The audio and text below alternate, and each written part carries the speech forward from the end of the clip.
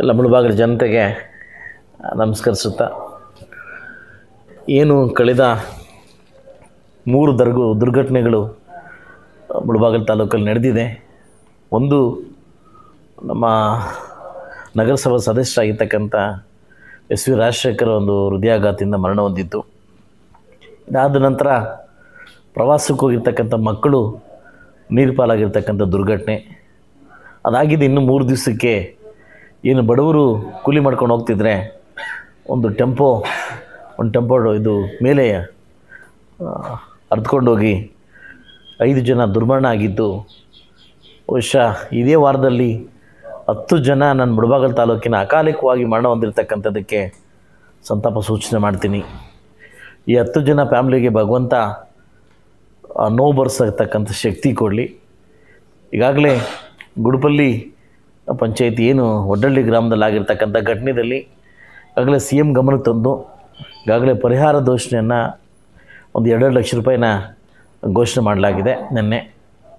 ಅದು ಬಹುಶಃ ಮಂಗಳವಾರ ಅಥವಾ ಬುಧವಾರ ಚೆಕ್ ತೊಗೊಂಬರ್ತೀನಿ. ಅದು ಚೆಕ್ ತೊಗೊಂಡು ಎಲ್ಲರ ಮನೆಗೆ ಹೋಗಿ ಭೇಟಿ ಕೊಟ್ಟು ನಾಗನಹಳ್ಳಿ ಭೇಟಿ ಕೊಟ್ಟು ಕೋಣಂಕುಂಟೆ ನಾಗನಹಳ್ಳಿ ಆಗಿರ್ತಕ್ಕಂಥ ಏನು ಘಟನೆ ಆಗಿದೆ ಎಲ್ಲರ ಮನೆಗೆ ಹೋಗಿ ಭೇಟಿ ಕೊಟ್ಟು ನಮ್ಮ ಕೈಲಾಗಿರ್ತಕ್ಕಂಥ ಸಹಾಯನ ಮಾಡಲಿಕ್ಕೆ, ಗೌರ್ಮೆಂಟಿಂದ ಆಗಿರ್ತಕ್ಕಂಥ ಸಹಾಯನ ಮಾಡಲಿಕ್ಕೆ ನಾವೆಲ್ಲ ಮುಂದಾಗ್ತಾಯಿದ್ವಿ.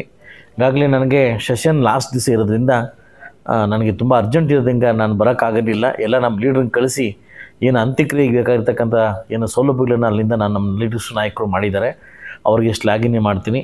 ಖಂಡಿತವಾಗ್ಲೂ ಬುಧವಾರ ಅಥವಾ ಗುರುವಾರ ನಾನು ಎಲ್ಲರ ಮನೆಗೆ ಭೇಟಿ ಕೊಟ್ಟು ಪರಿಹಾರ ಬಂದಿರತಕ್ಕಂಥ ನಿಧಿಯನ್ನು ತೊಗೊಂಡೋಗಿ ಅವರಿಗೆ ಕೊಟ್ಟು ಸಾಂತ್ವನ ಕೆಲಸವನ್ನು ನಾನು ಮಾಡಲಿಕ್ಕೆ ಸದಾ ಸಿದ್ಧವಾಗಿದ್ದೀನಿ.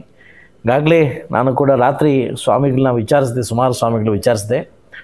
ಏನು ಈ ಥರ ಆಗ್ತಾಯಿದೆ ಘಟನೆಗೆ ಮುಂದೊಂದು ದಿವಸ ಪ್ಲ್ಯಾನ್ ಮಾಡಿ ನನ್ನ ತಾಲೂಕು ಜನತೆಗೆ ಶಾಂತಿ ಸಿಗಲಿ ಅನ್ನೋ ಕಾರಣಕ್ಕೋಸ್ಕರವಾಗಿ ಮೃತ್ಯುಂಜಯ ಹೋಮ ಮಾಡಲಿಕ್ಕೆ ಒಂದು ಸಕಲ ಸಿದ್ಧತೆ ಮಾಡ್ಕೊತಾ ಇದ್ದೀನಿ. ಸ್ವಾಮಿಗಳಿಗೆ ಕರೆದು ಮೀಟಿಂಗ್ ಮಾಡಿ ಯಾವಾಗ ಮಾಡಬೇಕು, ಎಲ್ಲಿ ಮಾಡಬೇಕು ಅನ್ನೋದನ್ನು ನಾನು ಕೇಳಿಕೊಂಡು ಮುಂದಿನ ದಿವಸ ಇಡೀ 24, 25, 25ನೇ ಇದರಲ್ಲಿ ವರ್ಷಕ್ಕೆ ಎಲ್ಲ ನನ್ನ ಮುಳಬಾಗಿಲು ತಾಲೂಕು ಜನತೆಗೆ ಒಳ್ಳೆಯದಾಗಲಿ ಅಂತ ಕೇಳ್ಕೊಳ್ಳಿಕ್ಕೆ ಮೃತ್ಯುಂಜಯ ಹೋಮ ಮಾಡಲಿಕ್ಕೆ ನಾನೊಂದು ಏರ್ಪಾಡು ಮಾಡ್ತಿದ್ದೀನಿ. ಮಾಧ್ಯಮ ಮುಖಾಂತರವಾಗಿ ಮನೆಗೆ ಬರೋಕ್ಕಾಗಲಿಲ್ಲ, ಖಂಡಿತವಾಗ್ಲೂ ಬುಧವಾರ ಗುರುವಾರ ಅಂತ ಬರ್ತೀನಿ ಅಂತ ಹೇಳಲಿಕ್ಕೆ ನಾನು ಬಯಸ್ತೀನಿ. ಆ ನೋವನ್ನು ಭರಿಸೋ ಶಕ್ತಿ ಆ ಕುಟುಂಬಕ್ಕೆ ಕೊಡಲಿ ಅಂತ ಭಗವಂತನ ಕೇಳ್ಕೊತೀನಿ. Thank you.